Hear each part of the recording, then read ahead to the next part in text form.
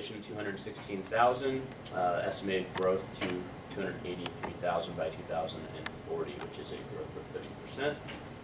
So we're still growing. We might be a little bit constrained in terms of the space. There's not a whole lot of land available, but we're doing a lot of vertical growth, and you're seeing that with apartments, condos, and likewise, Columbia Pike's a great example of where that's kind of happening.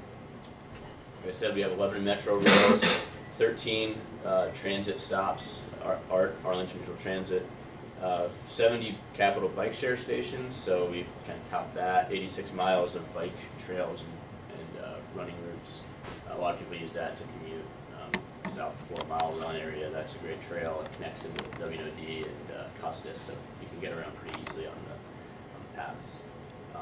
And a lot of people who aren't from this area, they're looking to move in, really look at that as not just from a residential standpoint as an amenity, but also from a commuter standpoint. If they're locating, in the RB corridor or down in the Arlington area, they want their employees to be able to get to work in as many ways as possible. So that's why we tout the transit and the trails, because there are two different modes besides the car to get to work. Although in your case, you want probably more and more cars on the road. Talked a little bit about the workforce. We have the highest concentration of 25 to 35-year-olds in the country. If you've been in Ballston or Virginia Square, that shouldn't surprise you. We have one of the most educated communities in the region and in the country as well. Talked about that 70%. And then we have a high concentration of workers in science, technology, and creative fields. So you've got a lot of people that are either coming out of the military, working for the military, working for the federal government, or one of these research agencies, and that talent and level of knowledge tends to kind of spur growth and creativity. So you see a lot more entrepreneurs starting their own businesses and that sort of thing. And they're the ones that are looking for these spaces that you're probably representing. A lot of people also don't realize this, but we have more square footage in Arlington County from a commercial standpoint than Denver, Los Angeles, Dallas, Seattle, or Atlanta's downtowns. So a lot of people don't realize that, but we have a lot of commercial office space, and thus why it's sometimes difficult to fill it all. 8 libraries, 149 parks, 14 community centers. These are all things that are very good selling points when you're going out and talking to people who are looking for a good place to either raise their family or locate when they're moving in. You mentioned the military. Arlington puts a big emphasis on green spaces, parks, libraries, public services. So you can see that reflected here. Senior centers, a bunch of athletic fields, basketball and tennis courts. They're all over the county. And a lot of times they're in places where you don't necessarily see them. I stumble across them all the time just on the trails. They're all over the place, and you don't have a ton of visibility when they're there. So this is briefly, I'm going to touch on this for a few seconds. This is just kind of our strategy and what we're doing as the county to go around the country and basically sell Arlington and the DC region in general for businesses to either expand if they're on the West Coast or in the Southwest, Midwest, wherever, and they're looking for an East Coast or a Mid-Atlantic office. We pretty much go and tell them why Arlington is a good place to be. The economy in Arlington, basically, if you're from this area, you're kind of familiar with this evolution, but in the 1960s to the 1980s, a lot of the growth in the county was driven by federal tenants looking for cheaper space outside of the District of Columbia. Arlington was a huge benefactor of that growth. In the 90s and 2000s, that expanded into contracting and federal contractors, DoD contractors, aerospace. But then in the mid-2000s, BRAC happened. The government became more conscious of the space that they were taking and wanted to reduce their footprint. That's where you saw a lot of spaces in the Roslyn market and the Crystal City market kind of drying out. So the federal tenants left, they consolidated offices. That left a hole in the market. And so now our new strategy is to basically create this innovation economy, leverage the federal science and research agencies and the talent that we have here from a population standpoint and a business standpoint to diversify our economy. We're targeting healthcare, IT, medtech, clean and green energy, big data, Cybersecurity is huge in this area, and it's not going away. So those are the types of companies that start from 2, 3, 4, 5 individuals, and within 2 or 3 years, they could be up to 30, 50, and eventually up to 100 plus employees. And as they grow, they're looking for that commercial space. And a lot of them are looking for flex space, 3-year leases, 5-year leases. So the market's changing a little bit on the supply and on the demand side, so you're seeing a lot more flexibility out there. Because as these smaller companies grow, they don't want to lock into a 10-year lease when they don't know if they're going to be bought out in 3 years or if they're going to triple in size and need more space. So they're usually looking for those 3 to 5-year leases and moving around the market. So this is how we're organized. We have a business recruitment team, a business intelligence team, and a retention and international team. Business recruitment team is what I kind of head up, and Christina oversees all of this. We're going around the country and trying to find companies to locate or expand in Arlington. We're working with the federal government that is in the GSA that has contracts in this region to make sure that they're staying in Arlington. And then I mentioned the innovation startup scene, but working with incubators, investors, and small companies to basically make sure that there's always a supply of growing companies in the pipeline. Our business intelligence team supports that. They do all the research on the real estate market, the demographics. They put together the marketing. They do research on companies around the country, so we're not wasting our time on going after folks who aren't interested in an East Coast office or just doesn't make sense for them. And then we have a international trade and retention section, and they are meeting with companies, trying to value add, provide our services to make sure that they're growing, they're finding customers. And there's an international component to that, and then making sure that if they are interested in growing their capacity outside of this market or this national market, that we can connect them into the international trade market. And that's what working with the embassies. We have so many resources here in the DC area that we really try to tap into as many of them as possible. So that's the international component. These are just some of the cities that we're targeting. New York City has a lot of education technology companies. DC does too. Think Blackboard.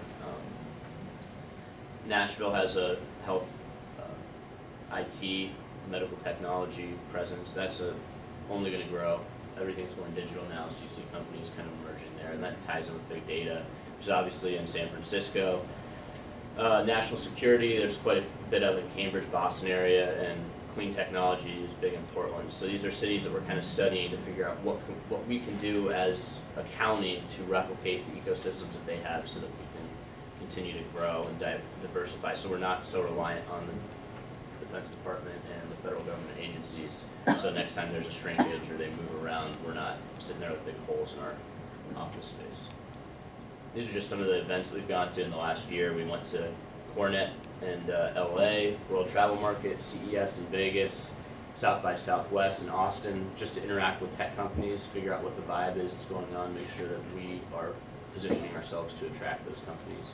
And then ICSC in Vegas, they're actually going again in a couple weeks. That's the retailer component. So we're going out there with, you can probably talk a little bit more about who's going, but with the Ballston Corridor project coming up, the redevelopment of the old Ballston Mall, the retail that will be going in there. There's a big push from the county to get in front of the retailers and recruit them to our new developments. And we do startup competitions to basically market and position Arlington around the country. We partnered with a startup competition in China and held the U.S. finals in our offices. The 3 winners got money and the ability to pitch to venture capitalists in China. That was fun. And then, yep. In your travels, domestic and abroad, and in light of this diversity that you're trying to promote, get out of the box that we've been in, what are the types of businesses, private businesses, that you see as being a best fit in the area? So anything that's tech-driven, big data is huge in this area. Companies that are looking for engineers or highly educated workforce are basically what we're going after. We have a glut of workforce. Companies are growing. We try to target between 10 to 50 person tech companies. They're small enough that if they wanted to pick up and move, they could do it. If they're growing fast enough and they need a talent pool to tap into, we pretty much position ourselves to have that talent pool. And we have companies that have located to Arlington from elsewhere in the country and in the world recently that have done it because they're hiring 300 employees and they know that they can get it here. We just had a Basically company. tech in its various guises, that's what everything is. Yeah, I mean, it's kind of a buzzword, but we're looking at healthcare, IT, education technology, big data, and cybersecurity. We're not going to turn anybody else away, obviously, but those are kind of where we see the growth areas, especially in cyber and big data, because they already kind of have a niche. They're established in this area. You know, the Dulles corridor has always been big with that. So yeah, and professional services is another one. Talent-based organizations that need to, you know, that have thousands of employees and need to have a pool of talent to tap into as they kind of rotate through that workforce. We see a lot of that as well. It's really still tied to the federal government. It's really the transition of the regional economy away from reliance on federal buildings to activities that private companies want to run. So all the industries that Alex mentioned want to be in DC because they want to do work with the federal government. I want to tie into federal research energy.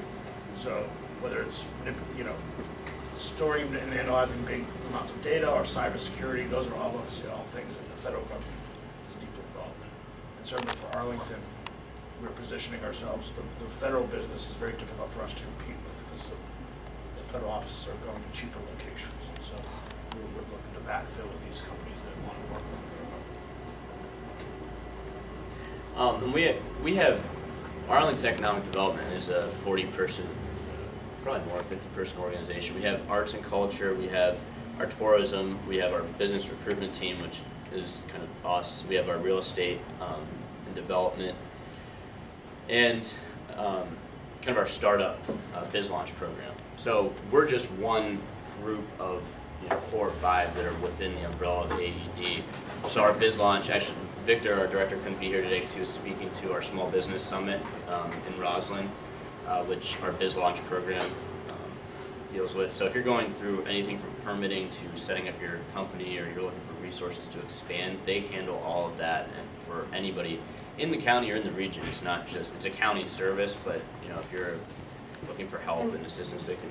And what they do is they generally work with the distinction between, say, startup and entrepreneur, is they work with companies that are more likely to get a bank loan versus getting like venture capital or investment. So they're your mom and pop type of businesses, small businesses. So if we were going to expand, it would be that. It would be biz launch. Yeah. Now you can call us, and we all work together, so we can tie you right into that. But our positioning is more on a county level, branding and marketing the county around the country, and then kind of touching as many companies regionally, but also nationally, internationally as we can.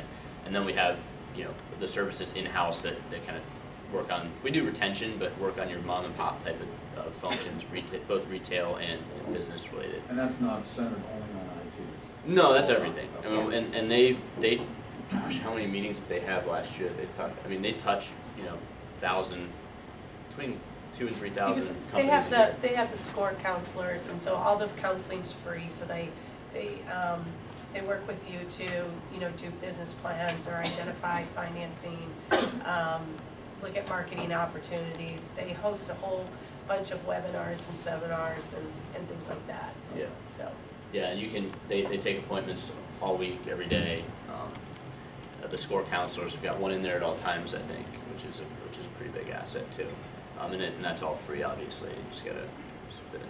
So this is kind of what we do on a local level. We want to meet with as many of our local companies as possible and make sure that they're staying, they're happy. There is a recruitment element to this, but at the same time, we understand that we have a lot of companies and entities that are already here. We want to make sure that they're happy and they're expanding and they're finding their customers, and we're doing everything that we can to make sure that they're in that. Yeah, go back to the question. You say they have the Westmoreland for small business, where we can get the information from? It's all on our website, and I can give you my card, and I can connect you to Tara, who leads up that department as well. But yeah, on our website, you can go to resources, and we have a whole section on biz